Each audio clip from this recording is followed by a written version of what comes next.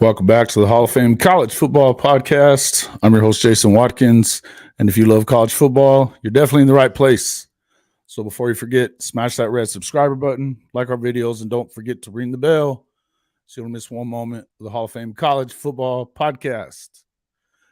Well, I was trying to get on here and it wouldn't connect, but Michael Hawkins Jr. has just made his decision. He is going to be a Sooner after all. The four-star Frisco Emerson quarterback will be a Sooner as expected. This live feed is kind of junky that they've got going through IG, but he's made his choice anyway. But it's been frozen for about a minute and a half. Although we are getting live. Yeah, let's go. It's a good one, huh? Loving it. What's up, Hawaiian? How you doing? I also wanted to say thank you to everybody who's here. I know not many are yet, but we did hit 1,500 subscribers just about an hour ago. So it's a good day for all the way around.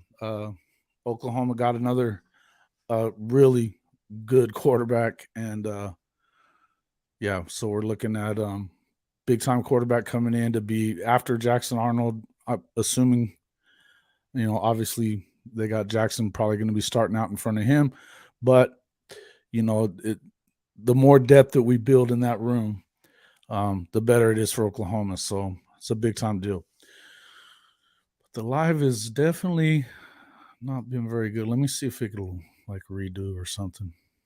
I'll go back to it. I'll give it a minute or so, and then we'll. I'm gonna run this. Sandy stayed with that head got off the table, so we had to calm down. Come to the rack with a rat, you think I'm dramatic? Shot down. Went out of town, had a warrant for murder. That shit got a dad out. Got some wheels on too. Put up his work, then they got out. Can't have nobody around, can't have no thotty around, but gon' bail out. When he was balling, I had to go sit out. I wait on my turn before he fell out. And I was standing my ground, I ain't had nobody around. I'm fighting assault. I had a deadly weapon, I had a Smith & Wesson, but I got caught. I got Sam for all my cases, you know damn well he getting me off. Better do hair and nails, you better go pull up a scam and get me out. On this street. How's it going? I got my gas in, I went to the West End, I ain't go to the trunk. Keep it a buck. I was just listening to Gucci and G's, ain't listen to Pump. You a killer, you ride with wolves. Why you telling me not a tour? Park the car, they gon' jump out the door. Yeah. Slipping, you get a reward. And they snatching my people. Got the keys, yeah, listen, yeah, I've been actually working on stuff. I'm gonna start going live every day, so or at least 3 or 4 days a week to start off with. We're gonna try to get it to everyday thing. Now we ain't trying to start no wars. We ain't trying to make peace with them boys. No what they did and they. But definitely gonna need everybody to kind of step up and let me know what kind of content you want. I'm definitely gonna have a format that we're gonna put through. We'll have features on certain days, things like that. That's what I'm working through right now. Deliver you so to the cop song. You remember you having the cover them. Case on home, you know ain't gonna bother them. Roll on the road, my minutes they try to turn me down. You know I'm different. I'm walking around on skinnies. We'll be going more and more as we get closer to the. Got off the table, so we had to calm down. Yeah, this should be good to go, right? You think I'm dramatic? Shut down. Should be good to go. Had a warrant for murder. Damn, got a dad out. I'm like ta-da. Yeah, listen. I mean, the can't have nobody around. Can't have nobody around. But gon' bail out. When he was balling, I had to go sit out. I wait on my turn before he had fell out. And I was standing my ground. I ain't had nobody around. I'm fighting assault. I had a deadly weapon. I had a Smith & Wesson, but I got caught. I got Sam for all my cases. You know damn well he getting me off. Better do hair and nails. You better go pull up a scam and get me out. On the street, 2 streets in that town ain't get cold. I had a best friend with a best friend. She a lesbian, I thought. I got my gas in. I went to the West End. I ain't go to the trunk. Keep it a buck. I was just listening to Gucci and G's. Ain't listen to Pump. We'll kill you, ride with wolves. Why you telling me not a tour? Park the car, they gon' jump out the door. Catch you slipping, you get a reward. His dad obviously was part of the same recruiting class with Jeff Legend. And the kid with the drink at the door. A little concerned about if he might go with Kendall and TCU and maybe get a chance to start a little quicker, but I think it's just the smartest move that you can do. I mean, you know, give it time to, go from learn with these guys and know what might happen. Yeah, happy New Year, everybody. Yeah, that's a big deal. In the trenches, you don't get a scholarship. Who A is that? delivery, Is you it sold to the copper the song. big tight end Remember, back you there? hop in the car with them. Case on hold, you know ain't gonna bother them. I'm roll on the road with my minutes, they trying to turn me down. You know I'm different, I'm walking around with my skinnies, I'm standing around down. Saying he stayed with that head got off the table, so we had to calm down. Come to the rack with a rack. Let's see if they're still alive here.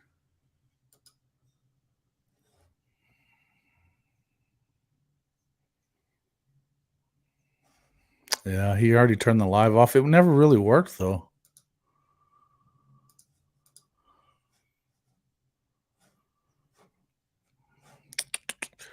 Well, here we got him here though. We'll use that. We'll use that. We'll use that. Big time. Yeah. Hey man, that's a big deal. After yesterday, of course, last night, and I thought he wasn't gonna make his decision until today, but Aaron Flowers, he didn't go to USC. He will be going to Oregon instead. And so but he didn't choose Oklahoma either. I don't think that he was the highest ranked. In fact, I know he wasn't the highest ranked safety that Oklahoma was looking at. So kind of is what it is on that. But yeah. Anyway.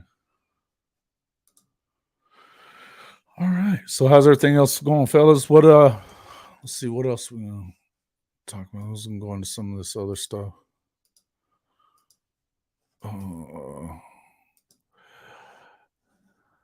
Yeah. Yeah, he made it into it. Hello, Adela. Glad you're here too.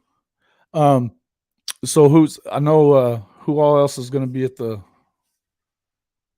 game on the 22nd, the spring game. I know I'm gonna be there. You guys going?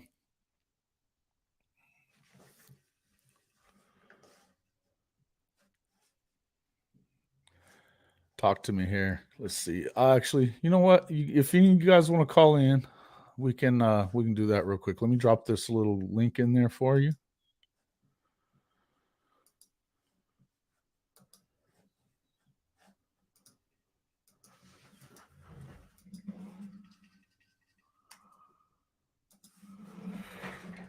First one in. So who's next? Yeah, let's take a look at that. I was gonna pull that stuff up and kind of see who they're looking at. It's a big deal, man. This is a big move here for obviously for Oklahoma to get Michael. That's a big one. At a position he wasn't supposed to play, is according to Parker. Mike Sr. Yeah. Yeah. He was Mike Sr. was something else when he was in school, man. He was definitely something else. Hey, I dropped that link in there if anybody wants to jump in. Go ahead and connect and ask whatever, and we'll talk a little bit. But yeah, so Mike Sr. was, I don't know how many of you guys remember him, but I do. He was really good. I mean, he played in the league for what I want to say it was something along the lines of 7-8 years anyway. But yeah, so it was good. Let's see. Yeah.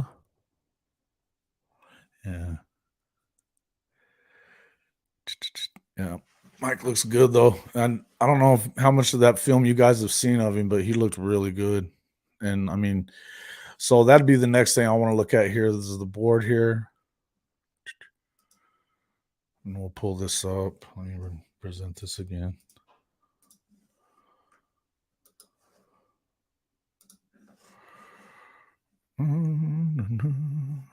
Well, that jumped them up there to top 50 just with two. So that's big between, that's the two with Newcomb and Hawkins already in there. They upped that pretty quick. So prospects. So, and that really should, I mean, I don't know when this is going to happen, but that, as we were talking about on Jay's show the other day, that ought to take care of that other tight end that played with him last year at where is that kid?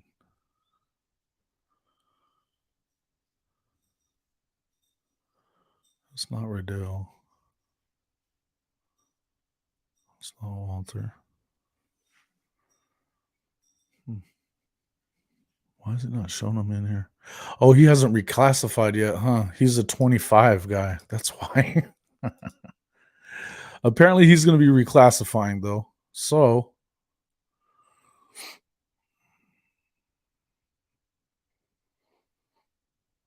where is he? Devon Mitchell. Here he is. And he's showing as a composite 5-star. So, man. But apparently, if he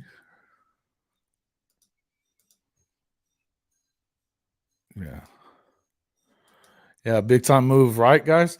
So this should be the next one we get is Devon Mitchell here. As you can see, let's see. I'm gonna have to, it makes you redo each one. So here's Devon Mitchell. This is when I get. Let me see if this is from. That was sophomore year, so that would have been last season. Yeah, this is definitely with him, and so we're gonna get to see a little bit of both of them here. Yeah, this is a big kid. Look at this kid. 82 is Devon. That should pretty much get him. Hey, Kim, it was good talking to you, man. Thanks for coming in. Appreciate it. Yeah, so that should get him in here. And I mean, what a big target this kid is. Big and fast, too. So tight end. He's a composite 5-star in the 25 class. But according to what I'm hearing from PG and J, which I trust him, I mean, look at the speed for a tight end that he's looking to reclassify. So hopefully he'll be able to do that. I don't know how fast it's going to. I think it's going to all depend on how quick he's able to. It's on he's going to be able to graduate or not this season after this year. So I don't know what his situation is grade wise. I mean, if he was able to, it seems like if he went all the way from Texas to, he's in California now at Los Alamitos. There's no telling, but I mean, it sounds like it's one of them things that should be. I don't see why they would be talking about it if he didn't really have a chance to do it. You know what I mean? Not sure if he would do it that quick or not, but and Jay said he felt like it'd probably be a month or so. But what it boils down to though is they definitely want to play together. And as you can see, they got a good connection. So that's a good thing. Look how big this kid is, man. Good grief. What a grab there, too. So yeah, it's nice getting to see both of these guys play too. I mean, goodness. Look, he just flicked his wrist and he was under pressure there too. What a play. Yeah, I'm not too sure how fast it's going to be though, Fatty. I think it'll probably be more along the lines of, I think they're still waiting to see, and we'll talk about this for sure on the Tuesday live that we do. We'll be recapping a lot of this stuff, and I'll see what I can find out more of in between there. I'm trying to see if I can get Michael to come on the show. I know somebody at Emerson that plays with them, so hopefully we'll be able to do that. But we'll see how it goes. It'd be cool to have his dad on, even though too.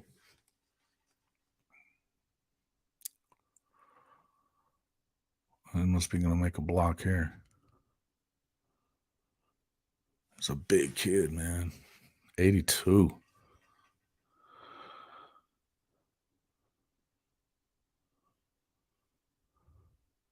He's solid.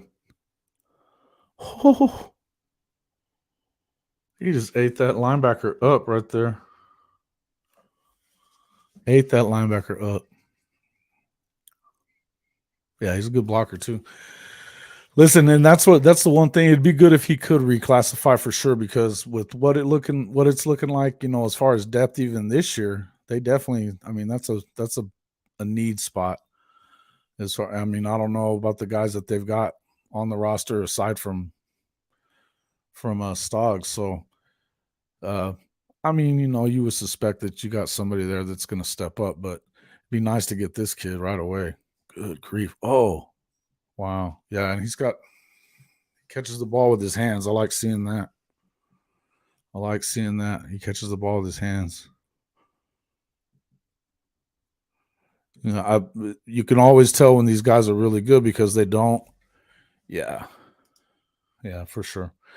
But you can always tell with these guys when they catch it with their hands and they don't let it just like come into their bodies. That's when you know that they're just not overly skilled. Look, everything's with his hands. He doesn't let it get to his body. That's a good trait. Boom, hands, even out in front of him. Yeah, this kid's good too. F is for fanatics. Are you live right now too, man? You want to jump in with? I've got that link. Hop on.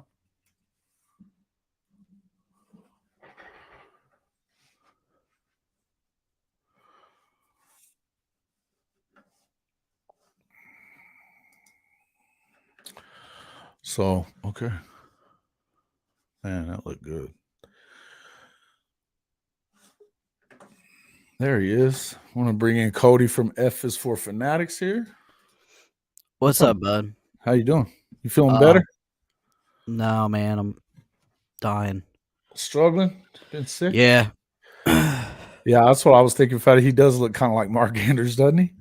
He's a big dude, man. This guy's so they just got the commitment from another guy. Well, he's a legacy. His dad played corner in the league and at Oklahoma with Jeff Levy, and his son's a quarterback that goes to Frisco Emerson this year. He's been at Allen, which is where Kyler Murray went to school. And who'd you guys get? It's his name is Michael Hawkins Jr. He committed today? Yeah, just now. That's why I went live. So yeah. I was live, and then I had somebody come on and spam my show. So really? Yeah, man. What's up with that? That shouldn't be getting through. Do you have the Stream Elements bots going? No. Yeah, we need to work on that for you. So you can get you're gonna have to do that because that's the second time, isn't it? Yeah, man. I end up having to delete it. So wow. Let's see what we got on this kid here. Michael Hawkins. Yeah. Quarterback. Yep. Yeah, he's got a big arm. I've got his Instagram. We can put four-star. Yep. He had let's see, Michigan, Missouri, North Carolina, Nebraska.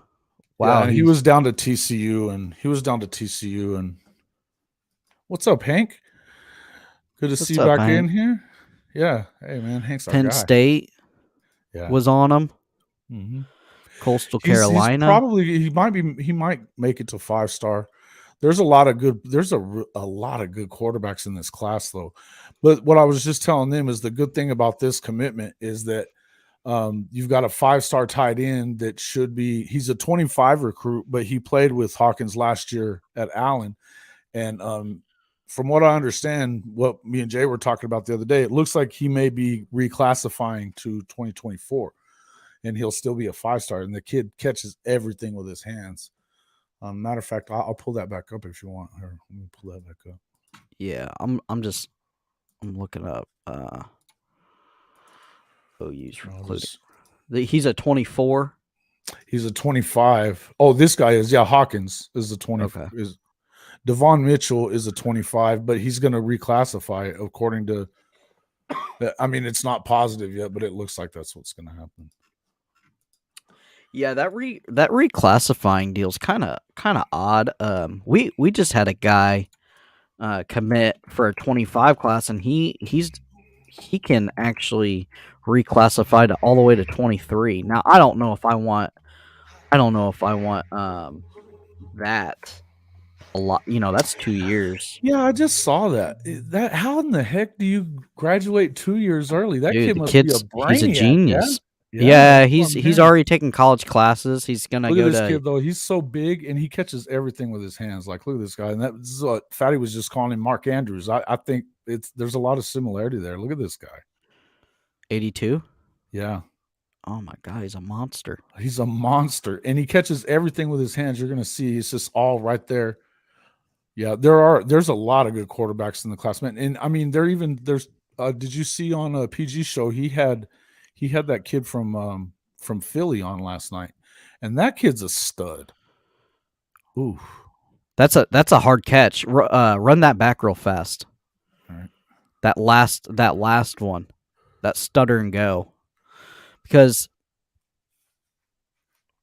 Yeah, he look makes here. he All right. makes tough catches. Yeah, go ahead. So now this corner does a good job. He sits and then he says, "Okay, I'm not going to get burnt," but he goes over the top of him. That is a heck of a catch. Yeah, that kid, I mean, he catches everything at his high point and out away from his body, and you know that's a good receiver. Look, even that ball was low, and he still caught it with his hands. Yep. So everything's with his hands. That's what you want out of these receivers and tight ends. I mean, everything. See that one even too. That same thing. He's catching everything with his hands. What level ball does he play? That's 6A. That's Texas 6A right there. Allen High School is where Kyler Murray won state championships at Allen. Oh, that was a beautiful 4 catch. years in a row. He lost one game, I think, his whole time in high school. And then but this year Hawkins is going to Frisco Emerson, which is just down the street. It's a newer school. And I know a kid that's going to be playing for, I think he's going to be his left tackle. So either that or another tight end. But beautiful. Yeah, look at this. The guy's got good hands. And boy, these corners are pretty good. They're in the right spot. See, this is against Denton Geyer right here. And Denton Geyer is where Jackson Arnold. That's where Jackson Arnold went. Yeah, that's over where Ty's at, right? Mm-hmm. Correct. The corner play's not bad. It's not like these. Oh my God, that was beautiful. Yeah, it's not like these guys are out of position. And this is that's the quarterback right there. That's Hawkins right there that we're showing too. Ooh, I don't know if I like that pass next year in college, but no. But see, and what you got to remember though is the good news is that he's going to be behind Jackson, so he's going to have time. But he throws a good ball. He was under pressure on that one. I wouldn't have. It's not a kind of an ill-advised. Seems like they're running some RPO stuff too already. It's the same stuff that they run. Yep. Oh, that's a beautiful swing pass. Oh my God, you can't chalk that up better. Yeah, man, these guys are and people think that's an easy pass. That's one of the hardest passes to throw is that swing pass, because you're trying to throw it lateral and up to where he can catch and run. You know what I mean? Right. So it's kind of an odd pass to throw. It's not like throwing a corner. Mm-hmm. Oof. Did you see that block though? Look at that. He pancaked the crap out of that kid. This kid's it's no wonder he's a 5-star. And they're saying he's gonna keep his 5 stars even if he recommits, if he reclassifies, he's still gonna be a 5. Oh my God. What's his weight? 245. 245, 6'4", 245. He's the number one at his position, number 20 all overall in the 25 class. I don't know what it'll move him to, but he's. I mean, did you see Georgia just command a good tight end too? Like they needed one. Yeah, right. They've got. Oh man, they're just loaded everywhere. Yeah. Then only hope that this new old OC is still bad. See, look at that crap. He just caught that one. Same thing, hands. Yeah, it's beautiful. All hands. It's all hands, man. And that's a security blanket. Split the seam. Yeah, that's such a security blanket for a quarterback. Does it again. Yep. Yeah, and they're playing zone there, and he just sat kind of right down in that soft spot. So he knows where that is. He's making the reads. Yeah, look. Yeah. Because same thing there. He just, he didn't. Yeah, he sees that linebacker is dropping back, and he kind of widens that crosser. That's right. So that means that they're reading all the football IQ. Yeah, the football IQ. Oh my! I wouldn't have thrown that pass. That's dicey. But he threw a dart though. He did. So yeah, these guys are. This kid is. Yeah, Oklahoma's in good shape with these guys, man. It really is. Well, I was trying to look up where you guys are at, 24 wise. How many? So that just got them into the top 50. That's just their second commitment because BV doesn't. There's other guys that have been wanting to commit, but they're going to want to be still taking visits, and that's not really the way he rolls. So it's one of those deals where, and it's working out good because they are doing the, it's like we were talking about on the show last night when you were on there, and you were saying it, they're just building relationships, and it's kind of the same thing that you were talking about with Billy, and that's just the way that they do it. Yeah. And it's not all about money, and they're going to get paid on that stuff either way. No, If you're that good, you're going to get NIL money. So, I think the biggest thing about it, you can pay your guys. Right. That's not the problem. But I think we've learned, and You have it's to pay 'em. shown. It's You need to the pay 'em. market is already swung back the other way. Yeah. We had the big exuberant, the Rashada deal, obviously supposed 13 million, and then whatever Cookie Monster got from Tennessee. What's his name? The quarterback. That's whatever. That's the second commit for Oklahoma. So they had the first one that they got was the kid from Arizona, Jeremiah Newcomb. Yeah, and got your quarterback early too. Yeah, Billy's doing the same thing, man. We got DJ Lagway right away, and then we got Austin Simmons for the 25 class right away. Those were I think they were the first or second commit, but you get your quarterback early because that's how you get your skill players.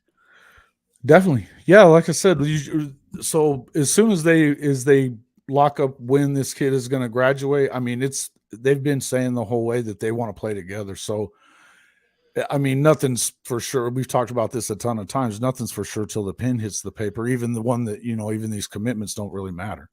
But it's and sometimes even then it doesn't. Guys are getting out of their contract, right? They're right. Well, and even though they just changed that rule, I mean, did they really change it?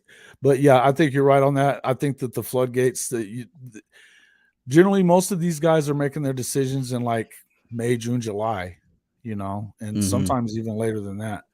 So, it depends on how many visits if they're going to take all their visits or, kind of what they decide they want to do. But some of these guys that are going to take all their visits, like you expect that Stoney's probably going to take all his.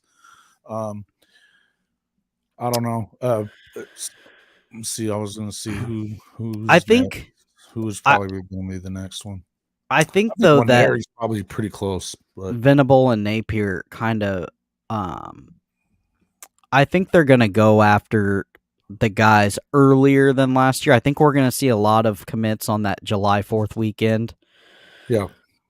Just because I know you guys and Billy Napier was kind of waiting on some guys last minute and then it didn't happen. And I think they're at the Venable and Napier are at the point where they're like, look, you're either committing, there's no silent commits anymore. You're either committing to us publicly or we're going to keep shopping.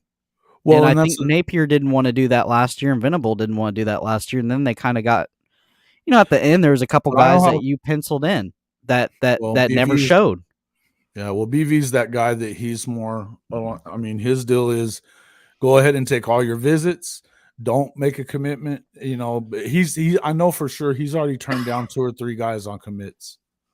That just saying, hold off. If you're going to still take another visit, then just hold off. Because he doesn't. He doesn't want. I mean, you had Anthony Evans flipped like that last year to Georgia. Now, are these lesser guys? Like, obviously, if he's the number 1 kid in his position class, like a Jeremiah Smith, you're not telling him to hold off, right? Oh no, and I think the whole deal with Jeremiah Newcomb. Yeah, no, and that's right. It's not that he's afraid of that. It's just that he's like, yeah, either don't say that. There's no reason for you to go. I mean, he makes the analogy. I don't want you dating me and dating somebody else, and that I mean, that I get it. You know what I mean? I get it. Yeah, and truthfully, man, I think Billy Napier and Brent Venable have the same style. And the thing is like, yeah, because you want and they're all about building relationships with these guys. They're not promising them a bunch of money. And that's the same thing I've been hearing out of Colorado too. He says it all the time. This is not about money for us. We're going to show you the way to the NFL, not the NIL. He's got a little bit different. It's different, but it's still relationship building and like what we're gonna do. And it's not about money. We're gonna teach you the right way and stuff like that. And it's the same kind of deal with this one. The soul mission stuff, and I know that they're both on that, with their relationship with God, things like that has a lot to do with it. Yeah, with Stone, I'd like to see. I Yeah, he's mean, taken a couple visits. Stone is. yeah, but He's even still shopping. Gerald McCoy's even on him, So Gibson's I still feel Jarrett like Gibson's Stoney's going to in end up there. Jarrett Gibson's in Florida this weekend, which is kind of surprising to me. Mm-hmm. Everybody thought he's a Texas lock. Now he could just be going for the free food and stuff like that, but Gibson. I don't think he fits. I don't think he really fits the culture of what they're trying to do there. I mean, obviously, I don't know him personally, but I don't know. I thought it was weird. He's kind of a Texas lock, and then I see today that he's down in Gainesville hanging out. So, Well, nothing's really a lock into again. Let's like we just said, nothing's a lock really. oh, Let's go these through kids some of flip these flop. guys. These are the targets. The top targets guys. Sammy Williams, Brown loved his visit. I seen in a tweet. He loved his visit where? OU. Yeah. I think they've got a couple crystal balls on him, I'm pretty sure. Everybody wants that kid. Yeah, dude, he's a stud, man. I mean, you've seen him, right? He's freaking It's the power of the mullet. I like the mullet too, man. Yeah, he's tried to come. Right. Stoney. Yeah, he has tried to. That's the crazy thing is because I know the word last year was that his parents didn't want him to go to OU for some reason, but now I don't know. I guess, but I think the concern there is it's not a concern as much as it is like, hey, why are you still going to Michigan State then all the time? I still don't understand that attraction. Boy, this linebacker class is deep. Yes, it is. Yes, it is. These guys. We got Miles Graham out of Georgia, and then we got Hayes out of Florida. Yeah, I mean, you got 3 5-stars in it. That's pretty good though. But these guys that's a deep for linebacker class. That's a deep class. It is. Let's will you put the wide receivers on? Sure. Sorry guys, I got a man cold, and so you know how that is. You think you're dying. A man cold? Think you're dying? Jeremiah Smith. Yeah, I think he just locked up yesterday or the day before. Yeah, he's kind of been on the Ohio State thing. He was in Gainesville last week. Bro, that guy. I think the biggest thing is I don't think a lot of people trust that Hartline's going to be there next year. Hartline, yeah, but I mean, he recruits the hell out of him. Yeah, but I don't know if they. Well, why? Nobody wants him to do anything other than be a receiving coach or. They're not even making him like the real coordinator. You know what I mean? Yeah. But yeah. Scroll down that list a little bit. There's 4 5 stars. Yeah, this is a deep class here. Man, because even these guys here, look at Mylan Graham is a stud. Mm-hmm. 6'3", 202. Perry, this kid from Alabama is a stud too. I was watching him the other day. He's got offers from everybody, of course. Yeah, he's gonna stay at Alabama. It looks like though. Huh. What's your biggest need, you think? Defensive tackle. Defensive tackle is still where they need it, but I mean that's a premium. It is, but the thing is that they've done well in the portal this year, and then right now, I'll just go back to showing you what we were a minute ago. Let me go back to the recruiting rankings, team rankings. Oklahoma. All right, so if you take a look at the prospects, Waneri he's got 3 crystal balls. He's a Wiltfong crystal ball to Oklahoma. Oh, he's fonged? Yeah, and Stoney is from Oklahoma, and you've got obviously he's going to the IMG, but on top of him being from Oklahoma, and he's already tried to commit a couple of times. Yeah, Smith. Yeah, I think that. Yeah, I think yeah. I mean, the thing about it is you also have Gerald McCoy that's really working him, that wants him, and then Nigel Smith. I think he's pretty much. I mean, Waneri, they have the opportunity to get all three of these guys. They do, because they've Nigel's been on a couple of different OU podcasts. I know he was on with Parker and those guys, and then he was on with JP and Trav last week.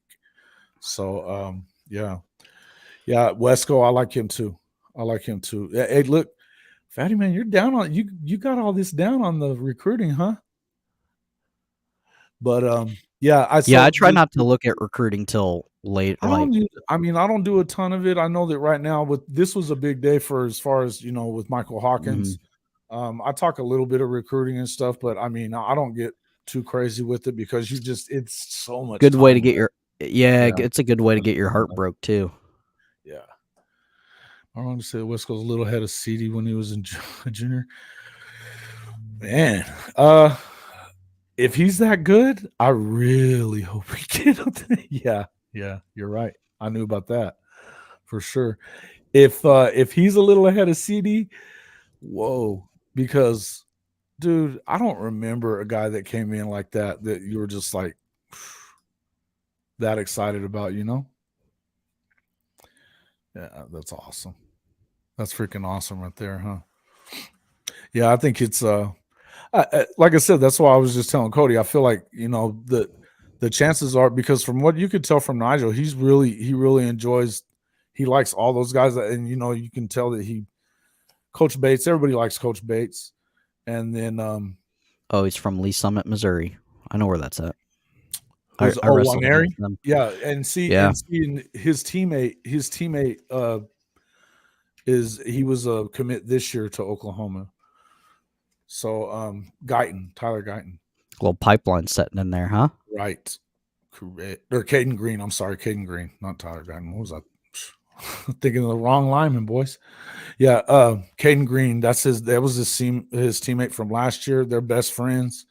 So that's all. When Harry seems like it's a lock. Boy, he's a 4-star. They're good when they're an offensive line and they're rated a 4-star. Right. And him and Joshua Bates too. Joshua Bates, I saw him at the All-American game, and he's such a monster. Yeah. That kid. That's one thing I'm kind of head scratching about Florida. We haven't got any huge offensive line commits, and we had one of the best offensive lines last year in the nation. We have 2 offensive line coaches, and then we just sent a first rounder to the NFL draft. Yeah. And Torrance, that guy, have you seen the film on that guy? Yeah, isn't that the kid that came with him from Louisiana? Yeah.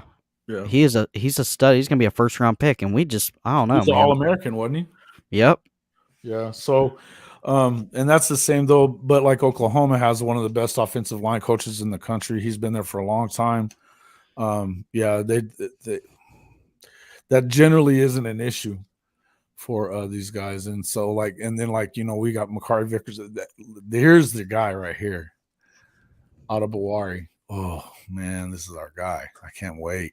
Oh, he's an edge? Yeah, man. True edge? Yes. Dude, his brother went to Northwestern, right? Mm-hmm. And they have this ridiculous wingspan. Here, let me share this tab. They've got this ridiculous wingspan, and his brother ran a 4.4 at 290. Ran a 4.4. Jesus. Yeah. And this kid's supposed to be better. Yeah, he's kind of Daniel Hunter-esque when Daniel Hunter was at LSU, real long and lengthy.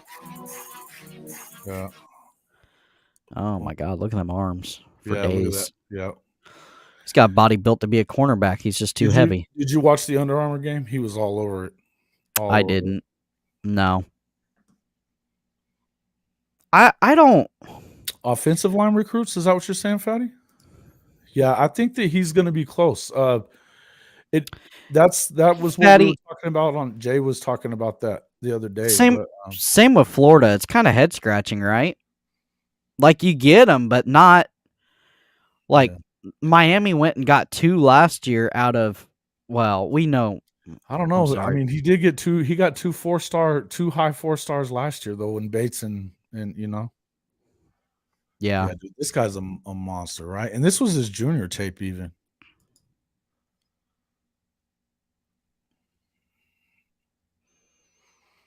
Oh, he's such a monster, dude. And he just got better. This kid started off last summer as still a 3-star. By the time it was all over with, he was in the top 10. He went from 3-star to top 10 in like 6 months. He doesn't I'll tell you. His control to not just beam in and go hit whatever's moving and actually find the ball is really good. Because he knows he's got power to get around him and like technique too. Look at him. I mean, look at this kid. He just eats that kid alive. Oh, good grief. Oh my God. You see what I'm saying though? Like most kids are going, okay, he's sniffing it out. He read it. Yep. It's because he's got plastic man arms. He's gonna grab you in. And like I said, his senior tape that I've seen, and they don't have it on 24/7, but his senior tape that I saw on one of the shows was even better, significantly better. Yes. Oh, that's beautiful. Oh man, that kid felt that the next day. Golly. Yeah, man. Look at this. He just destroys this running back. You ain't got nothing for him. Block that punt. Yeah, man. Fast. That guy's gonna be a nightmare. His brother ran this is PJ. Yeah, PJ. But I think, similar to Humphrey. Hey, listen, guys, and that's the thing. I mean, you were asking, why don't they do better? He definitely coaches up with, he's definitely coaching up the guys. Oh my God, that guy's a special teams nightmare. Oh, dude, he's a nightmare everywhere. I think he's going to start. I really do. I think he's going to end up starting as a true freshman. This is out of Bawari. This is PJ, Fatty. This was his junior tape. This isn't even his good one. Yeah, I think it's, and if you watched him, Edge is a little harder. That defensive line is a little harder for a true freshman to come make an impact, but I know he can start on special teams, no problem. For sure, you're going to get something. Man, with where they've been, he's going to start on one side of it. I think he is, and they say everything that I've been hearing out of practice is that he's dominating already, and so maybe he does, maybe he doesn't. I mean, it's hard to expect it from him, but I mean, look, this kid he's the real deal, and what he did at the Under Armour game, that's what I wanted to look at. Let's see if I can find it.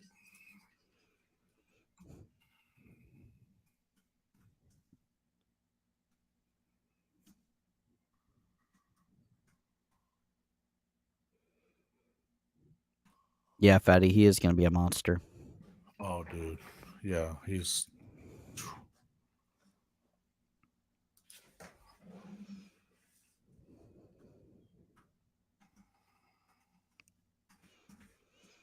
Yeah, he reminds me a lot of Daniil Hunter when Daniil was not jacked to the gills before he got to the NFL, but real long, lengthy, long arm span. Watch, let's see. Let me get this one up there.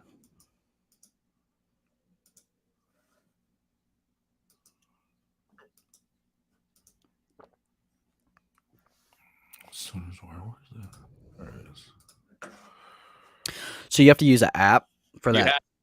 And Uncle Rico on the bingo card on that drive. Wham! You're getting close. Mikey Matthews, contested catch for the touchdown from Jackson Arnold in team speed before the half. Taking some shots to get their first point. See, that was one of those he waited until he was open. Or, I mean, he threw it before he even turned. Let's see. Go back. Come on.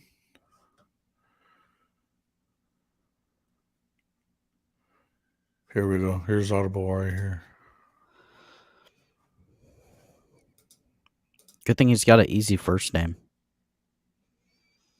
It's not. It's out of.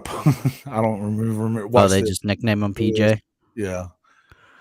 They're like, we can't. This play that he's about to make.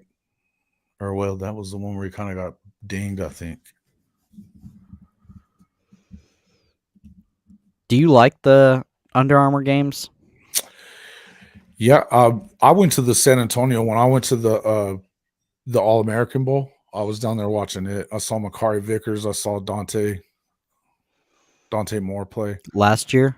This past season. Yeah, or in January. So it'd been the That's 23 Lewis class. Carter right there, guys. If you just are you guys not seeing this? You're not seeing this, huh? Hold on. Share this tab instead. Sorry, guys.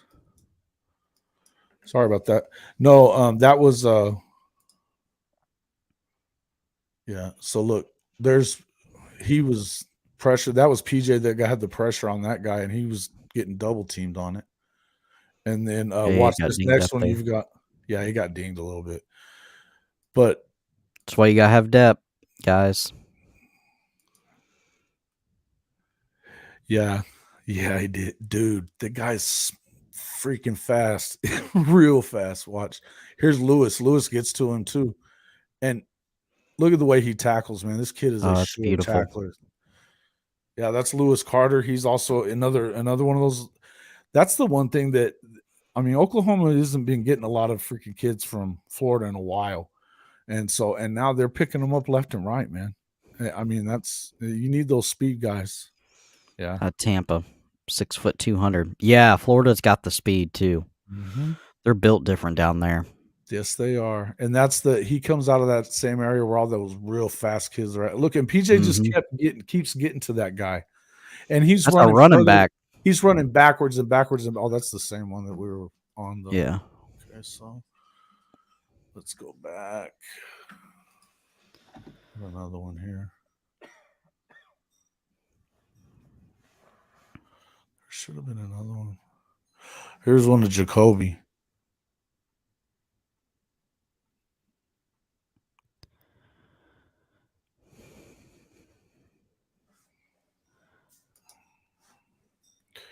Here's Jacoby Johnson, which is another opportunity at like corner. Look at this play he makes.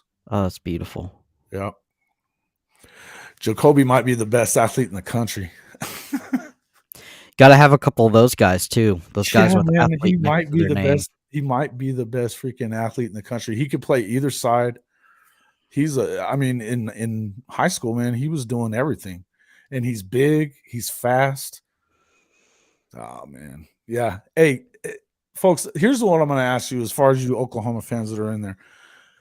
When's the last time you can remember getting this excited about defensive players at OU?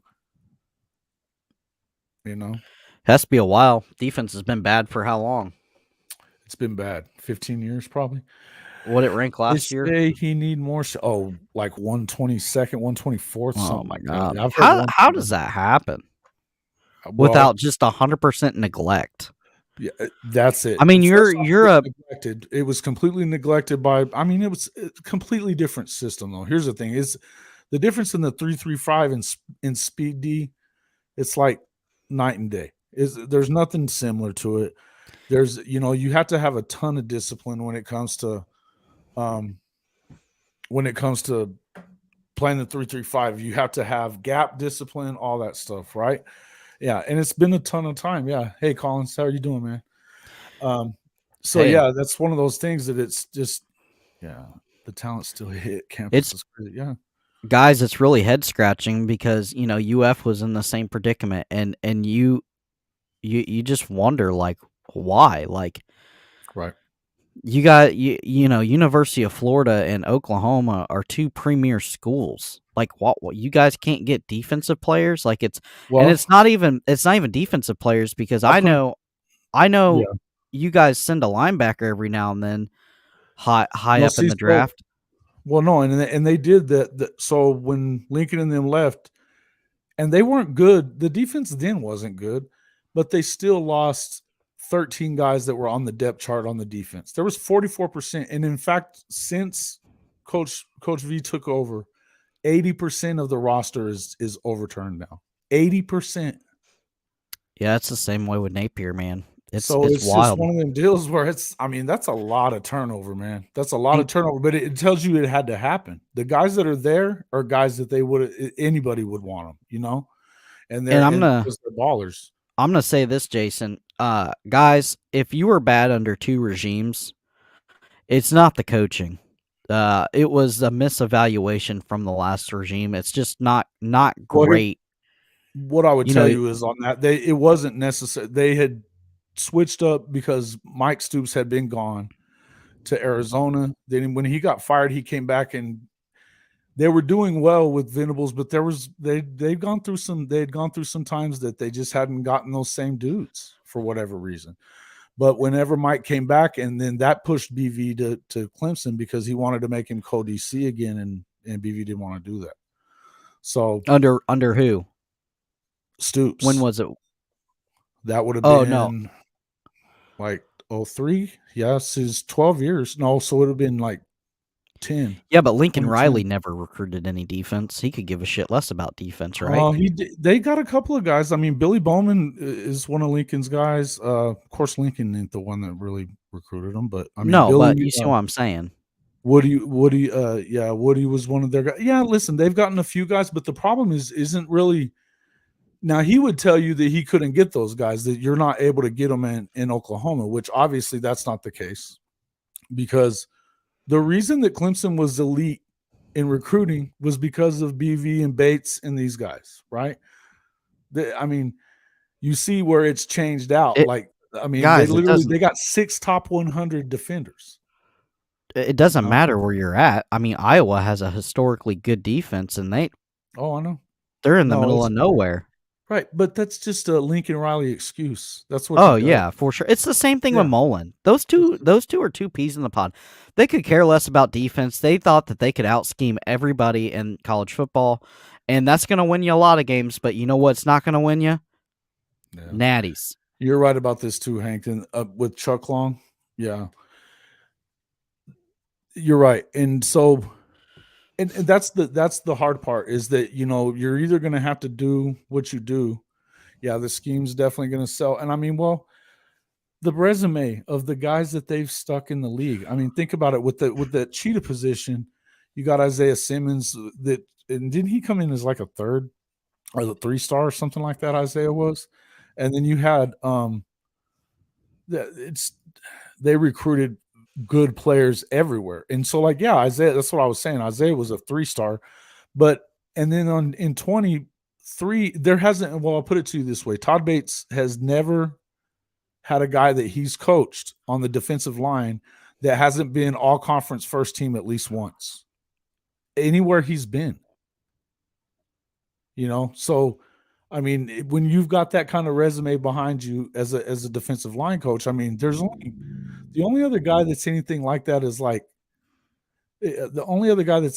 that's Larry Johnson at Ohio State when it comes to defensive tackle coaches, Maybe the guy from Bama. Bama, yes, same guy. Clemson. His name's Clemson. It was Bates. Yeah, I guess it was Bates when they had that historically good defense. And the defense, look, 3 guys on the 20, 3 from the 20 win in the top 20. Every great defense is built the same way. Elite 5-star defensive lineman, right? And that takes all the pressure off your cornerbacks.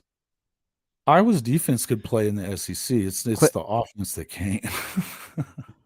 But I don't know. I think Iowa is an elite defense, guys.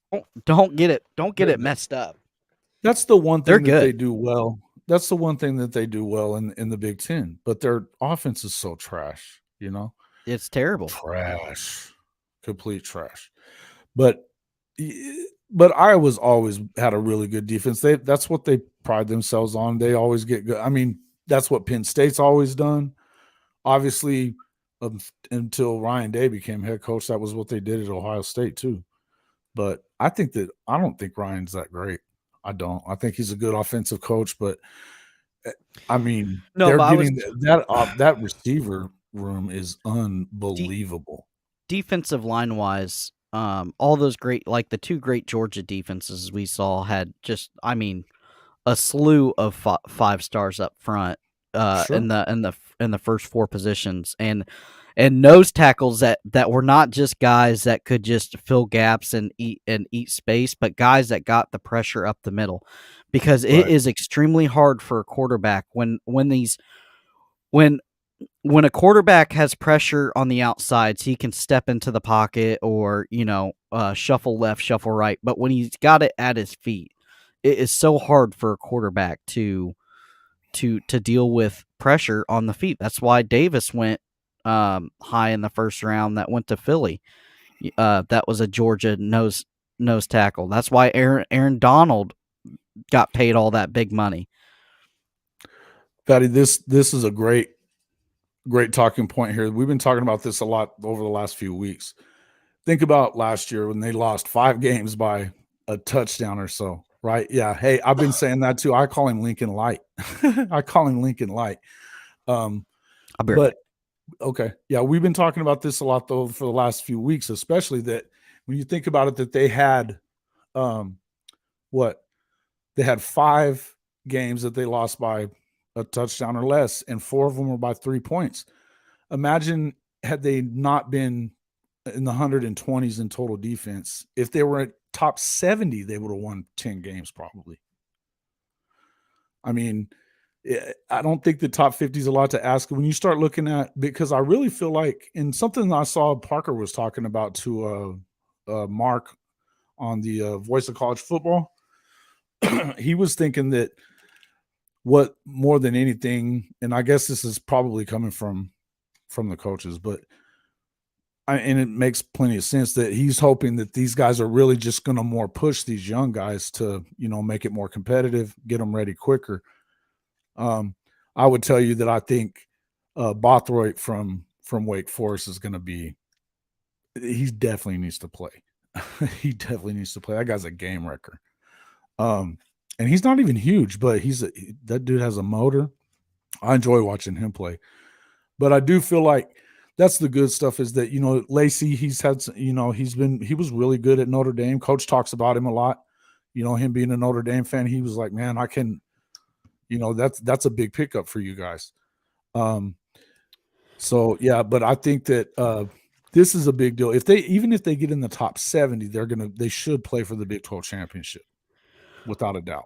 Well, I was kind of thinking about this too, Jason. You're already going to be how many games did you lose by 3 points? You said 4 of them. Okay, so just with Brett Venable being in, and Florida lost a lot of close ones too. So that's why, and guys, that's why I really tell you the parallel of Napier and Venable they're extremely close. Okay, and I'll say this, just by Brent Venable being there another year. And there's a lot of things that the head coach has to deal with that you guys don't realize. And he's a new coach, and he's a new head coach. There's a learning curve to it too. Yeah, and this is the things I'm gonna bring up real fast. Listen, he put a staff together, right? He automatically had to go and recruit. Then he had the massive turnover, right, guys? Then he had to worry about the transfer portal. Then he had to worry about the second transfer portal. And then he's recruiting again, and then he's trying to also play games and win games.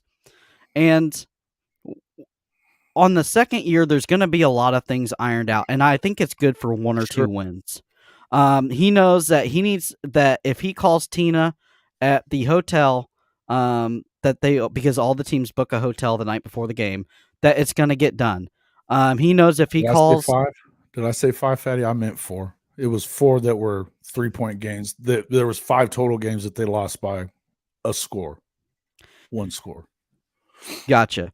So he knows if he calls, Jerry at food and service and beverage that Jerry's a great guy, but he's got to call him twice to remind him what time the food needs to be done. It's just little stuff. It's people, man, and it's logistical things, and people do not realize how much that is on. Absolutely. On the head coach, right, Jason? The logistical aspect, and that stuff will be ironed out this year, right? And that's what Coach was talking about. That there is that learning curve to being a head coach. That you don't just, no matter how long you've been a coach, if you haven't been a head coach yet, there's a learning curve to it. And he went through it. Even in high school, at the high school level, of course, he was coaching 6A football in Texas. So those are big jobs. But you're right. It is getting the right people in. It's getting, and it's also, I think that as much as he loves to be out there coaching the linebackers, because if you've been watching any of the film, you're seeing him out there really coaching them up. But you've got James Skoski there too, that was one of his better players. Man, he should be able to coach that without BV. You know what I mean? And I get it. It's the spring. You're going to get in there and do that. But as time goes on, you're hoping that he is able to more oversee and do less. But I agree that. But I also want him to be who he is too. What I noticed, and I don't know what you guys think about. I felt like he was a lot stuffed shirt for a lot of the year, and that's not who Brent Venables is. He's that frothing at the mouth, go crazy guy, and I'm okay with that.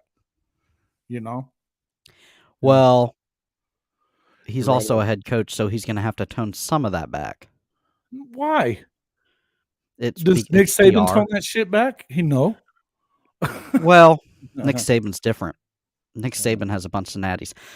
PR wise, you got to tone it back a little bit. I don't care about it. If you're winning, you don't have to tone back shit. You got to win, and that's the whole thing. So yeah, you can't be an a-hole and not winning. You know what I mean? Absolutely. But, and here's the deal on that one.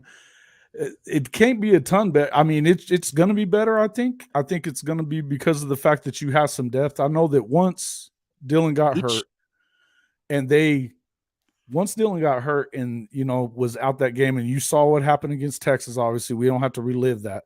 But without him in there, they knew that they had nothing. So the game plan changed a ton from him getting hurt in the TCU game to the rest of the way. But if you look at the end of the year, he had 500 passing yards and 5 touchdowns against Tech.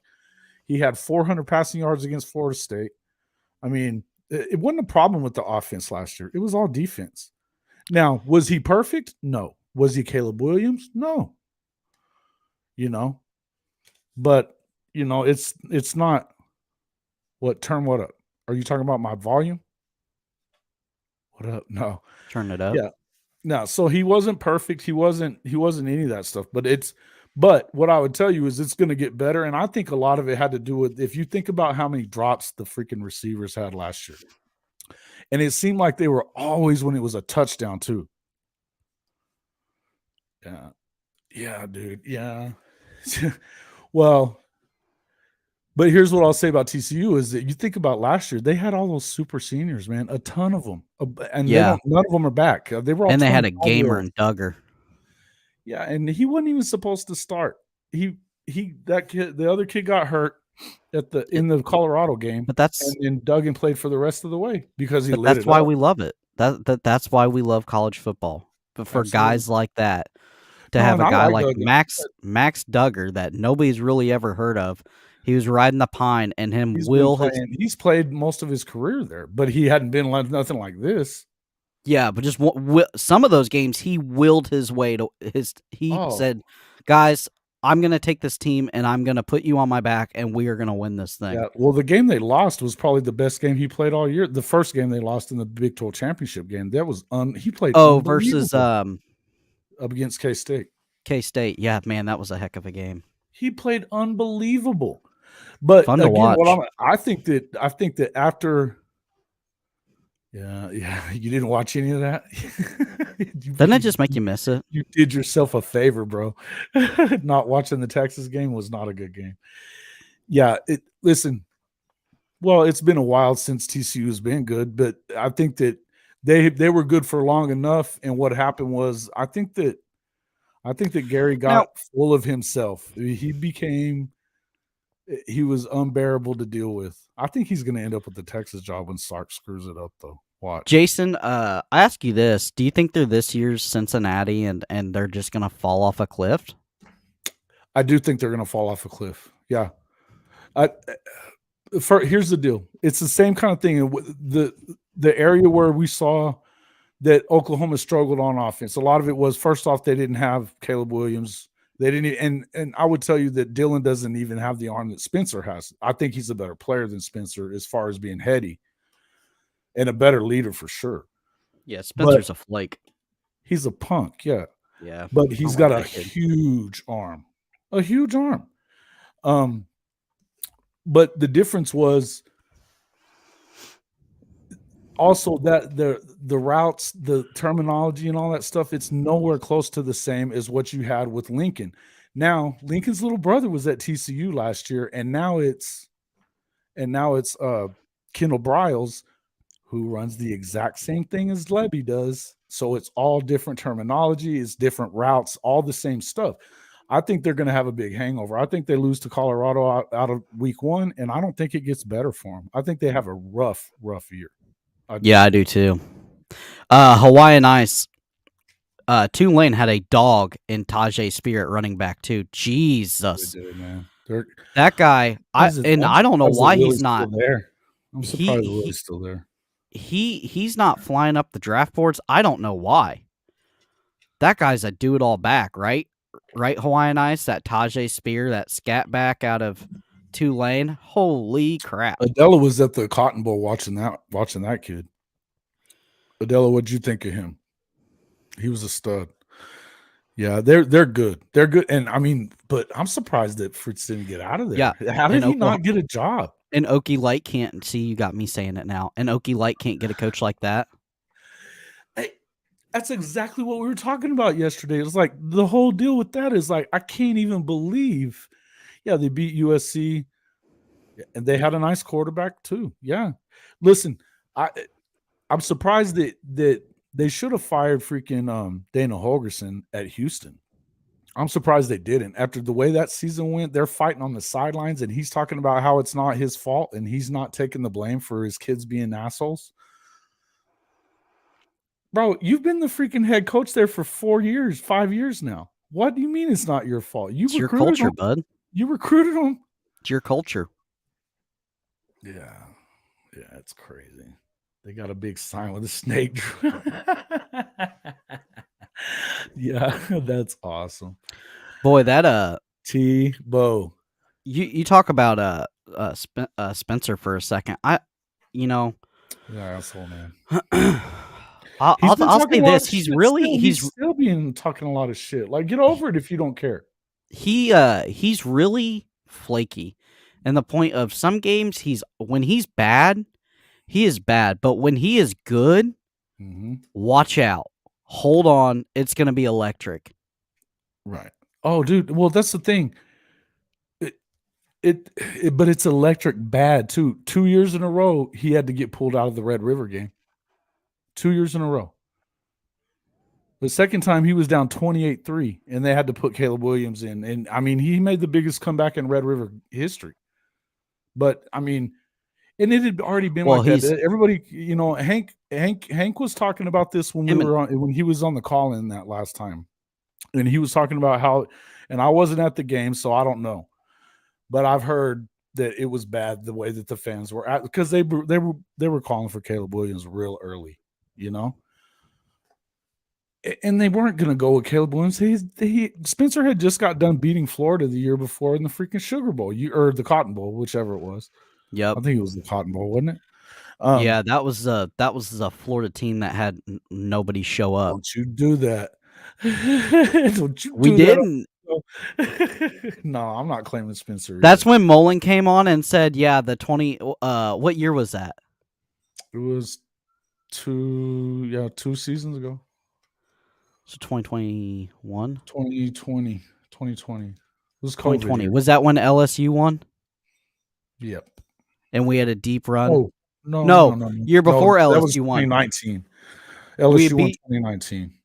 Yeah. Okay. So 2020, we played the all SEC schedule and we made a deep run and we couldn't beat Georgia and we missed the playoffs, and we go play Oklahoma. We get blown out like we should because we didn't show up 2 bowl games in a row. It's frustrating, but bowl games really don't matter all that much. But I mean, but that tells you something about what was going on in that culture right there, that they didn't want to play in that game.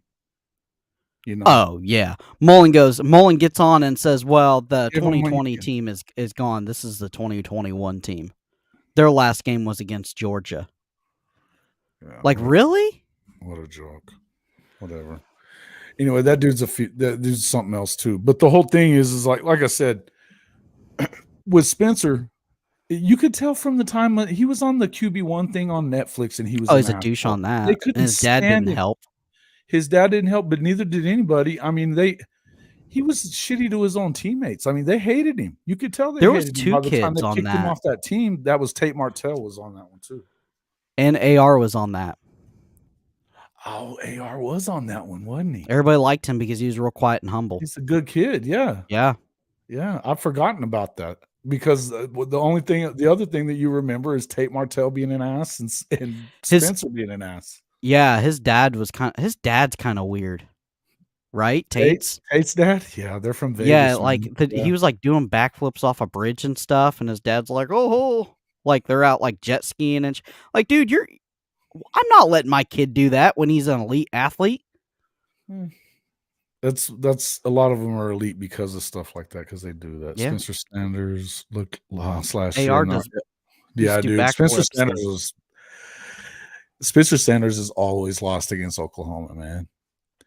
They don't win that game the year before. What's your schedule looking like in that game? My schedule? Yeah, pretty open. No, I mean OU. I meant OU. Oh, let's pull that thing up. They should win 10 games easy. Let's pull that thing up. I'm just kind of interested. Your last cream puff year before you guys get to the SEC. Indeed, and it is a cream puff year because they were supposed to play Georgia, but they canceled that game out. Sankey canceled it out because he thought this is what was going to happen. So. You guys were supposed to play Georgia like week 1 or something? And they killed it. Yeah. And so now they're playing Arkansas State. I can tell it to you. It's Arkansas State. Then it's SMU. Oh, I said I could tell you. Just a minute. Yeah, till that old man brain hits you. Watch it. Dude, it happens, man. I get on here and I like, even if I study stuff, and I'll get on here and I'll be like, what's that kid's name? And it's funny when you're watching this stuff, you're like yelling at the phone. Oh yeah, then Tulsa. Then they got Tulsa. So they should, if they don't go 3-0, then there's a real problem. Then it's after Tulsa. Then it's Cincinnati on the road. That's their first, the first time. There's only 3 times that they leave the state of Oklahoma though. A non-fickle Cincinnati. Non-fickle Cincinnati, but it's in Cincy. Then Iowa State at home, and then Red River the week after that. So that's October 7th is Red River, and then you've got the bye week, and then they host UCF. So you don't play anybody till like week 5. Red River was that week 4 or 5. Well, here's the thing about Iowa State is they always have a top 10 defense. Yeah. Then it's at Iowa State, then Texas, then UCF, and then after UCF is Kansas. That's a trap game. Guaranteed that's a trap game. And it is in Lawrence. Yes, dude, that quarterback's real deal. Then they should win it though. And then you've got after that playing in Kansas Bedlam. Is like playing Missouri. Bedlam's after that. Guys, what do y'all think? I'm surprised that Bedlam was that. There's really 2 tough ones. I mean, the hardest ones should be Texas and BYU on the road. And then you get West Virginia at home. You get BYU is on the road, and that's the second to last game. And then they get BYU. Yes, it's going to be tough. They're 0-2 against BYU lifetime. So, TCU's the last week is against TCU, and as I said, I think they're going to have a big hangover. That's just my thoughts. I think that I'll give them a lot of props if they're got a winning record by the time they get to anywhere close down there. All right, let's see who we got. That clap back with Texas. There you go. That's what I'm talking about, Adela. Because they're talking all that freaking crap every time you even talk to one of them. It's 49-0. Shut up. Yeah, so our schedule's it's pretty tough, man. We got Utah week 1 at Utah, which is not great. That's a loss, bro. That's not great. Okay, you don't want to start out with a well coached team like I that. Hey, I've said this a bunch, and I'll say it again. I think he's top 3 in the country. I do. I think Then we he's got completely underrated. We got McNeese State at home, and then we have to go. We have to go to Tennessee. It's at Tennessee. Then we come back to Charlotte. Then we have to go to Kentucky. Then we have Vandy at home, and then we have listen to this grinder. October 14th to November 25th. We have at South Carolina. And if anybody has watched one of those games, that cockle-doodle-doo over the loudspeaker is absolutely terrible. It is South so Carolina. freaking. Yes, it is so annoying. You can hear it on television. Yeah. Yeah, I don't like watching it like all the way up. I can't do it. So we have South Carolina, then we have Georgia. You're talking about old men, man. You're over here talking about this shit bothering you on TV. You sound like the other Cody off of Locked On Okie Light. Dude, he bitches. He can't watch the Boise State because of the blue field. that and the cowbells at Mississippi State, man, is just deafening. It's just not even like that's not even an atmosphere. That's just annoying. So we have South Carolina, which you never know what's going to happen with Ding Dong and Beamer. You never know what team you're getting there. And then we have Georgia, Arkansas at home, at LSU, which is going to be a night game. Then we have at Missouri, and then we have Florida State. Yeah. So like the second half of our schedule is just a gauntlet. Yeah, for sure. But that's what happens. Yeah, it is. And right now, you guys, and I mean, it's going to be even harder because of the way that they played last year. You guys should make the playoffs this year. 10-2. I'm not saying all that. I'm not saying. Why not? Say it. I'm not. They're not. You can't. You're not going to do it at two losses. They're not going to let you in at 2 losses, bro. You don't think? If you're they got to go 11-1 to get in the playoff, man. It's still a 4-team. If they win the conference game, it's still a 4-team, dude. They'll put 2 SEC teams in before they stick. Well, you only have 2 tough games too. There's never been a 2-loss. There's never been a 2-loss team in the. Yeah, I guess Alabama would be the only one if they would have made it if last year. They were going to do it. It would have been last year. It would have been last year. Yeah. So 11-1 is feasible for you guys with that schedule, right? Yeah, and I mean it is. But here's again. The one thing I would say about this is that you still got a lot of youth. All these guys that we're depending on being really good on defense, they're all freshmen. So you don't know. So it's, I mean, you're hoping, and in everything that you're hearing out of there and what you're seeing on video, it looks good, but that doesn't mean anything until they looked good in the first 3 games too. It didn't look like the defense was going to have problems, and they did after that. Yeah, so and we'll see, man. It's great to get there, right? To get to the playoffs. That's cool and dandy, but you don't want to be this year's TCU, right? I'm going to tell you now, by the time they went the last 2 times they went, I was concerned. You know, like especially when I'm not a Jalen Hurts guy. I'm not. I think he's a good athlete. I don't think he's a great quarterback. And Tebow. I think that what they showed, I mean, even in the Super Bowl, if you noticed, and that coach I think he's a knucklehead, that coach from Philly, except for he was smart enough to know that you throw deep balls with him and you throw short routes with him, that you don't get him in trouble throwing sideline routes and stuff like that, because he can't throw them. And if you looked at what Jalen did at Oklahoma, freaking Lincoln covered for his ass a lot. He did a lot of the same stuff. He kept him out of trouble. You know, Hawaiian. I will say this. I gotta kind of disagree with you here when you say the spring game will tell us what OU will be like. Here's the thing why. Because number one, you don't have all of your guys there. There's some guys that obviously didn't enroll early and won't be at the spring game. And then number two, the play calling is so vanilla. Yeah. You know what I mean? So you really don't know. I mean, you'll see flashes of guys, but I'll tell you when you'll know about week 3 or week 4. Yeah. The one thing I'll say is this: none of these guys really cut corners. These coaches, they don't vanilla coat, sugarcoat anything when it comes to talking about what's real.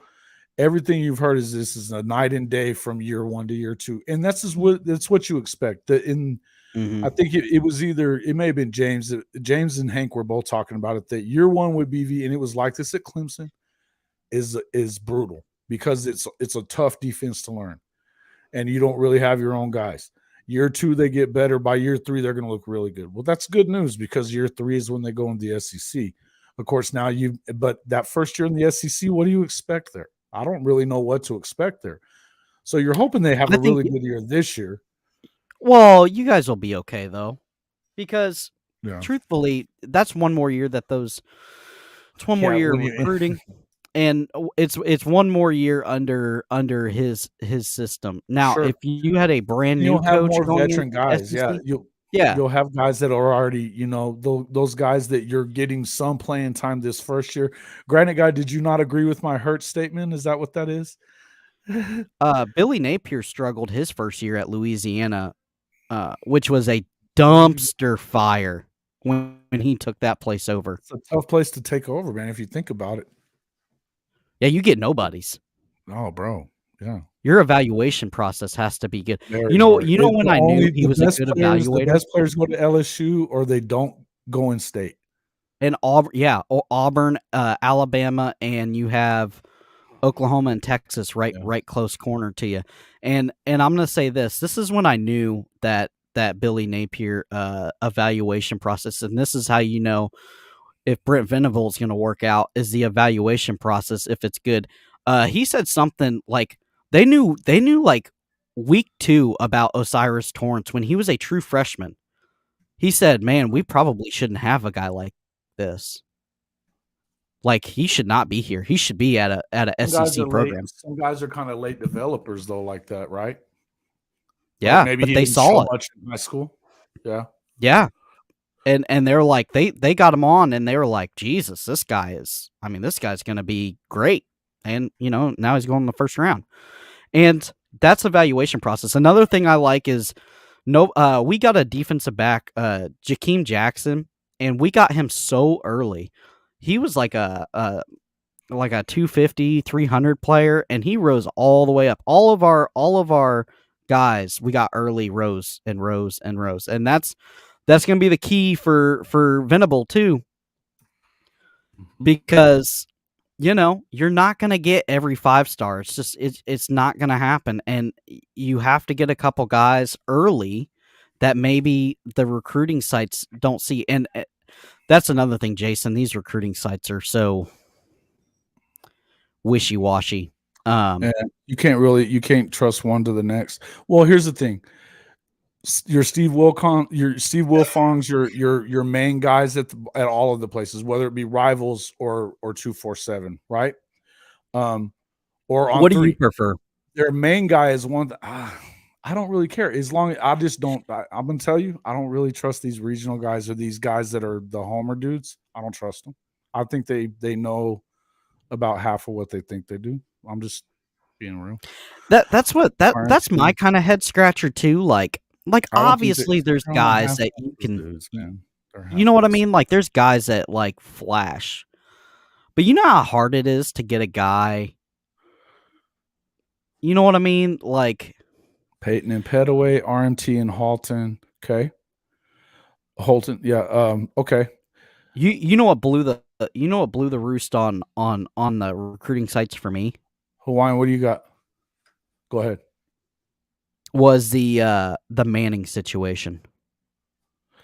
See, and that kid is not. You hear the guys that are real dudes. I mean, now Wiltfong, I wonder about that one there, because the thing is I think he's good, and I mean he's a Manning, so he's been taught, right?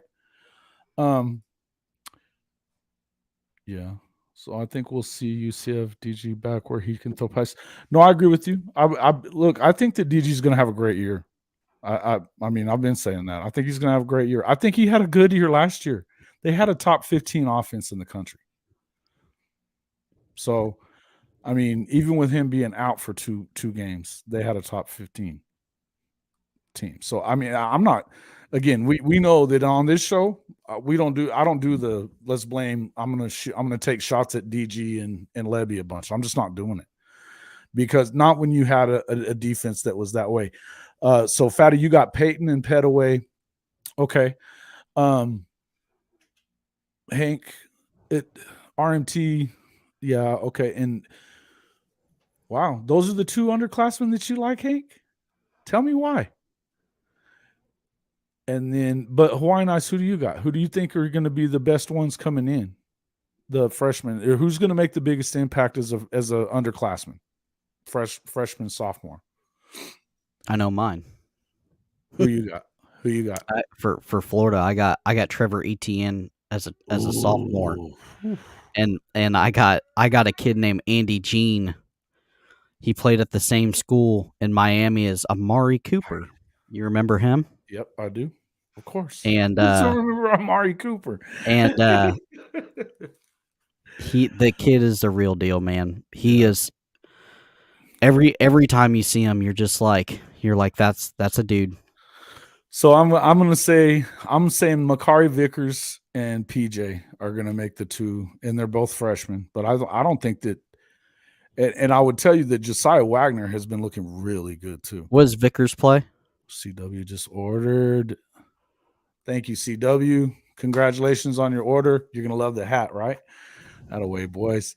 I gotta get with you on some of that. Everybody check on hey, if you want to get to the pod merch, yeah. Offline, I gotta get with you on some merch stuff. I got my new logo and I really like it. So yeah, definitely. We'll do that here in just a few. We're going to jump off in just a second. So, okay, yeah. Guys, make sure that you do get into the merch shop if you hadn't checked it out just yet. I got a couple of new ones that I'm going to upload here pretty quick. As I said, I feel like my two guys would be PJ. I think that he's going to show up big. Yeah, I think you're right on that one. Yeah, Halton.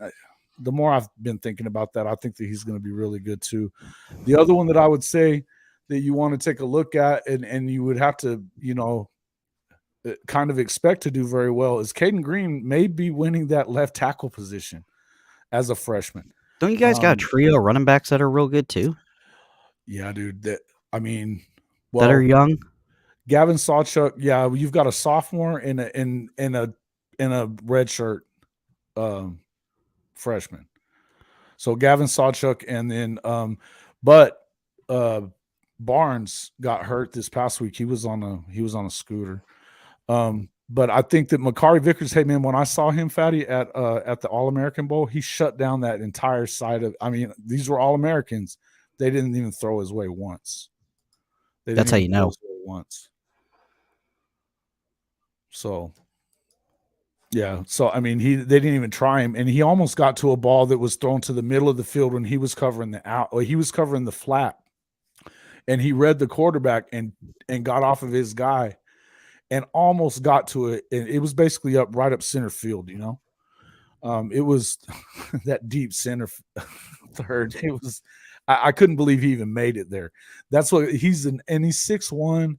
He's not undersized. The other guy, though, like I said, everything I've been hearing, Josiah has been killing it, and he's not that big of a guy. My two are in year one in the Schmidt room. Yeah, and the defense. So I'm watching. Yeah, I'm with you, man. And but the running back room, that's the whole deal. Is they've got two freshmen that could probably play anywhere in the country, but except they're probably not going to play at Oklahoma because you've got, Barnes was really good last year, and Gavin Sawchuk is a freaking home run hitter. I mean, he's so fast. You get the ball in space with him, he's gone. So is Vickers going to play kind of like that hybrid safety where he's in the box a little bit, or he's a corner? I think he's going to play a lot of nickel. Big nickel. Because you've got Woody Washington, who's the shutdown kind of guy. The seatbelt is going to be great. In fact, that's what I'm actually going to send something off so you guys can see that. I'm going to we've got a seatbelt design that we're working on for our merch store. So you guys will have to check that out. It'll be out this next week. But if you guys have any design ideas, something y'all like to see in the merch store, yeah, I'm telling you, man, this guy, he's unreal. Yeah, you're talking Sawchuk there, Hank. I already know. One cut gone. He's freaking he looked great against Florida State. I know Norvell was like, who the hell is that guy? Golly, you guys hit the portal hard last year. The portal? Yeah. Yeah. Guys, if you hadn't already hit that like button, I appreciate it. I'm glad you guys, we've had a few more people in here today than normal.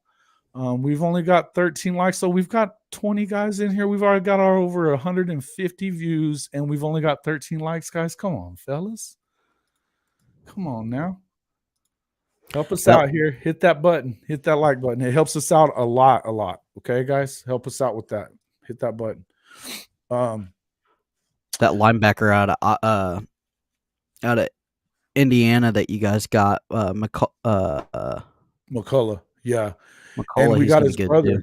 So his brother is a freshman. Their dad is a running backs coach at Notre Dame. Yeah. And he was great at Indiana. And he's pretty much, it sounds like he's got the cheetah position pretty much locked down, I think. Deshaun. Yeah, kid's good. Yeah, he's real good. You were 5 what? You were number 5 to hit it? Okay. Thank you, guys. Thank you. Why weren't you number 1, Hank? He usually is. He'll do it the day before. If you're not first, as long as I last. put the stream up, if I put the stream up early, Hank jumps in there and hits that like button first. That's my boy. Yeah. Freshman DT from California looking. Yeah, man, I've been hearing that. You're talking about Champ Sanders, right? I've been hearing that a lot lately. Thank you, gentlemen. Thank you. Just hit it. As long as you hit it, we're good. Oh, you guys got LeBlanc too. Yeah. Yep. Kid out of Florida that Florida really wanted. They had a trio. That was a trio of guys. I'm telling you, man, this is new. Jesus, that LeBlanc kid's a stud. What about Smothers? Is he any good? What's the deal with him? Island Smothers? Yes, dude. You got to go look at his film. Hold on, I'm sending a message back. That's a really good class. And then you backed it up with a number 8 transfer class. Yeah, which is hard to do. And they've been top 8 transfer, and they were top 5 on the. Yeah, they got number 4 class overall, number 8 transfer portal class. Last year they were number 8, and he was and that's in a month's time. They got a top 10 class in a month, and that was after Lincoln pulled all his crap. So I mean, it was a big. Listen, they're worth their weight in gold, and that's why where you worry about whether or not they're gonna. I know that the school's gonna give him a year. The problem is that with that schedule being what it is, and you literally you leave the state 3 times total. Yeah, I saw that. Yeah, Smothers has got his hamstrings bad. Yeah. What do we mean? Any news on Ted Roofer? You're asking if they're going to fire him, Hawaiian? I don't think so. He's doing well recruiting. He's only doing well on the recruiting side. Only fast guys have hamstring issues. He's very fast. You ain't pulling your hamstring if you're slow. Here's the thing: a lot of these guys, and they're also the other part of it is too is when you get in here and start working with Smitty. This is a whole new weight program for this kid. That's why most of these running backs, you're not going to see them. Even look at that. Gavin didn't even start getting looks until the end of the season. He had a little injury issues with the same kind of stuff, but they were kind of off him. They were obviously going to run Eric. Yeah, I haven't heard anything like that. What I am hearing, they've brought in. They've brought in somebody to kind of be an analyst right now. Yeah, you should see it, man. You really should, Fatty. Look, with the way they're recruiting, and here's the thing: you can't.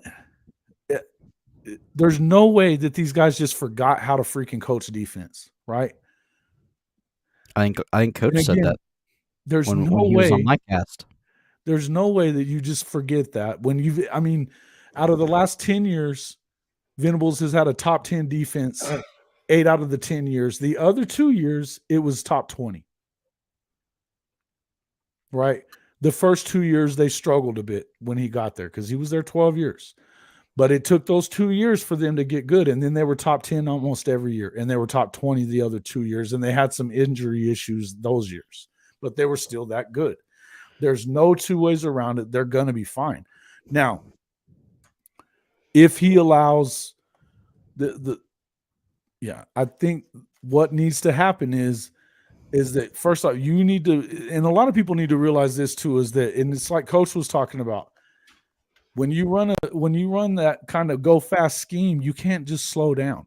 So the defense has to be ready to play against stuff like that, and that was the problem last year, is they weren't, they weren't stopping anybody as it was.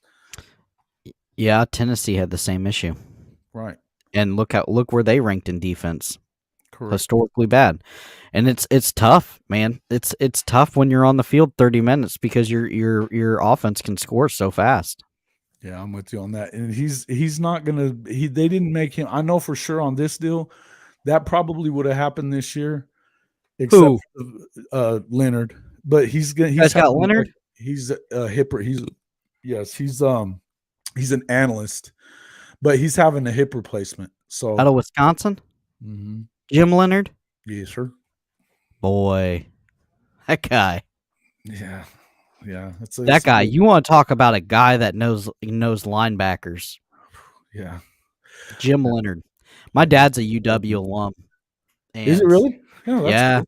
That's cool. Yeah, he played golf there, and he was about ready to burn his freaking jersey last year, and now he's all high on Fickle, which he should be. But yeah, I wish Leonard would have stayed with Wisconsin, and obviously it's good for y'all that you guys got him, but because I would really like to see that Fickle offense but they weren't going anywhere like that with him. I mean, I think he's a good coach, but I don't think that the way that they were doing things, it's like the rest of the and it sucks. You got to have an offense, man, and they weren't going to ever get better like that. But with Fickle coming in, I wish Fickle would have retained him as a defensive coordinator.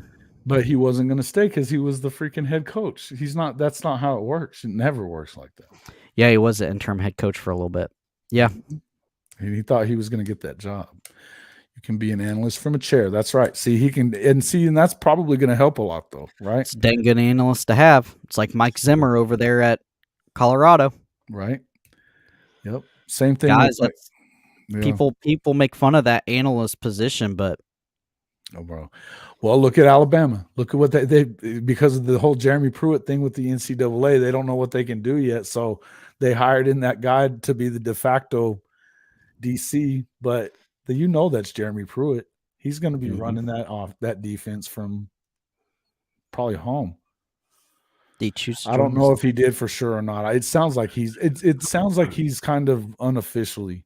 I think he's an analyst, but I'm not positive. I wonder where they're. I'm going to write that down to make sure I find that out. I wonder where him and Venables' ties are at. Dude, Venables got ties to every defensive coach in the country, man. Every one of them. They all love him. Him, and I mean, all the guys from the Alabama squad, they all love him too. I mean, they're all like that. They've all had something to do with him at some point. Must be when he played. You got to remember that Stoops was there at Florida with Coach Spurrier, and then they ended up together at Kansas State, and so he's got all the same connections, Yeah, Stoops is kind of like Stoops liked you like that, to where he brought you from Kansas, with his brother, and he had a brother that he wanted to be the DC. He was good. Stoops is your guys's Spurrier. I feel like they're kind of the same. They got the visor game going. Yeah, old school. Do anything for the program. We talked about that. We talked about that. Yeah. When Lincoln, I think Gary Patterson's going to be at Texas next year. I think you're right about that, Jimmy. I was saying that a little earlier. You think Sark gets fired? I don't know that he gets fired, because I think if they fire him after this year. So here's the thing: how long has he been there? If they don't, he's never won 10 games. This will be his third year. Okay, he's never won 10 games. And here's the thing: they should win. They should win 10 games easily, and they should probably win 11. Yeah, but what about when they don't? They leave twice. Right. Now, but do you want to go into the SEC with a new coach? Who is it? It's probably going to be Gary Patterson, but where's he at now? He was there, but he's not coaching. As of right now, he's not coaching. But he said that if I don't think you can do that. What? I don't think you go to the SEC with a brand new coach. Yeah, I don't know. Unless it was Gary Patterson, you probably could, because he's already been there. What? But why would he go back? Well, here's the thing. It's not he wanted to spend some time with his family, but that was for the spring. I get the feeling he's going to be back on the sideline or back in the building by the time fall rolls around. I just have that idea. He did leave, but I was talking to my Lone Star guys, and Christian was saying that he thinks that, and Patterson even said it, that the door's open for him to come back in the fall if he decides he wants to. Which to me, I think that sounds to me like they're telling him, we want you to come back, you know? Yeah, but you can't have a guy that is half in, half out either. I'm going to have to Especially agree with- with you. No, I agree with you. But here's the deal. Especially with going to the SEC, and you're going to have to recruit super high. Here's what it is. It's not even that. It's they're recruiting fine. They're number 3 in the country, right? They're recruiting fine. And here's the thing, Gary, I don't think that Gary wants to freaking work for Sark. I think he wants the head coaching job. Because Sark's terrible. He's never won 10 games. Never won 10 games. I'm not a big Sark fan. He's kind of a goof. Oh, he's terrible. With his faux hawk. It's terrible, man. The dude's had 3 premier programs. Yeah, so he's been never won to 10 games. Where has he been? Washington, USC, and Texas. He got and never won 10 games. Yeah, it wasn't good at USC. I remember that. No, he was a drunk, and he was a drunk pretty much at Washington too. They said he was fighting over co-eds with freaking students and shit. And then he went to the Alabama rehab program. Yes. Yeah.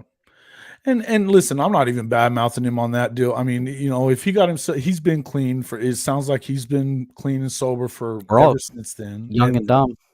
Yeah, I think that he's done a good job with that. Now, if you saw him freaking out on that dude before he is 7-win Sark. Exactly, Jimmy. I was waiting for somebody to say. Well, I'm going to tell you this: if he's 7-1 Sark in the Big 12, he's not going to be 7-1 Sark in the SEC. It's everywhere. It doesn't matter where he's been. You know what I mean?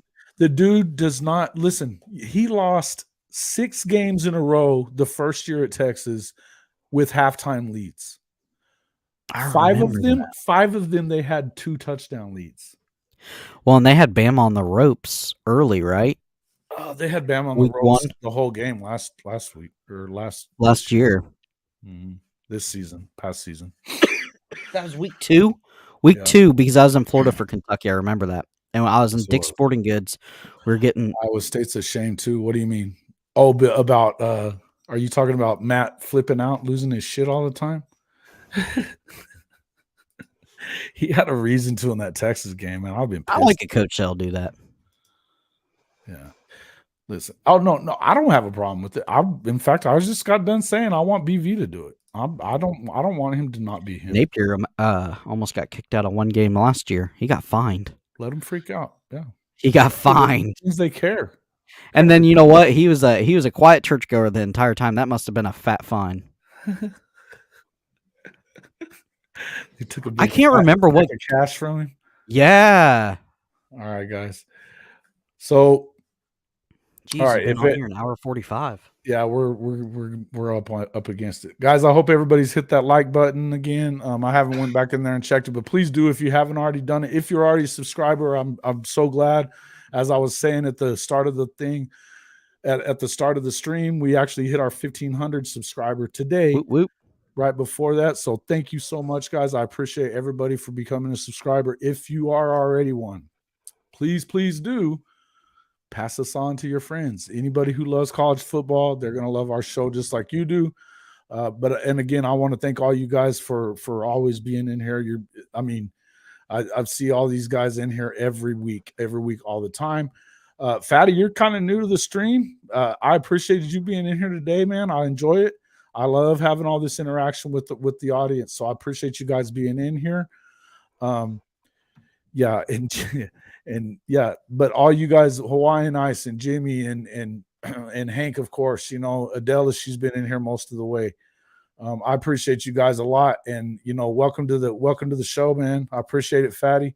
All you guys, make sure you see us again. We will be back on Tuesday for sure, and we're gonna start cranking these up. I'm gonna start doing 3 to 4 a week. I'm working, as I said, I'm working on the formatting for it and getting that website ready to rock and roll. But we're gonna be cranking it up here. The closer that we get, you know, we got about 9 weeks, 8-9 weeks before his football season. So that's when it gets wild. Exciting. Yeah. Can't wait. But yeah, thanks a lot, guys. Make sure that hey, if you want to help us out, it would really help out for us doing this all the time. If we get some more tips and you get into that podcast merchandise website, that'd be awesome. Hey, happy Easter to everybody as well. Yeah, I'm gonna get out there, and we got some barbecuing to do this evening. So thanks everybody for coming in. Hit that like button and share us. But we'll see you guys on Tuesday. Have a good one. Go Gators. Hey, Ed, real quick before that, tell everybody how to find you. I'm sorry about that. You're good. Yeah. F is for Fanatics. On YouTube, we do Gator stuff, but you know, I'm all about all of college football, and if you want to hear me bang on Miami a little bit too, that's always fun. I do that quite a bit, and then on Twitter, it's F_is_4 Fanatics. So we're really gonna start cranking out some college football content that's a little bit for everybody, not so Gator center focused. I'm still gonna do the Gator stuff, but it's gonna get wild next year when you guys come to the SEC. So I'm sure you'll be seeing me around quite often. I have a 3:30 live call-in show every Saturday, and then also if you guys want to hop over on my channel, like and subscribe. It's brand new. Please do. Yeah, get over there and check him out, man. He puts out a lot of content. He's puts out a ton of content. I've actually been on his show quite a bit. So you'll definitely see me over there. You're going to start seeing me a lot more different places too. I've been on Jay's a lot lately. So yeah, check it out, man. You guys let me know be sure to start. I'm going to put an email out there for everybody to start sending some things that you want to start seeing on the show. We'll start working on that as that content. Okay, guys, I appreciate it. I will have the website dropped by the end of the weekend as well, where you can get me there. But thanks a lot, guys, for coming in. We'll see you on Tuesday.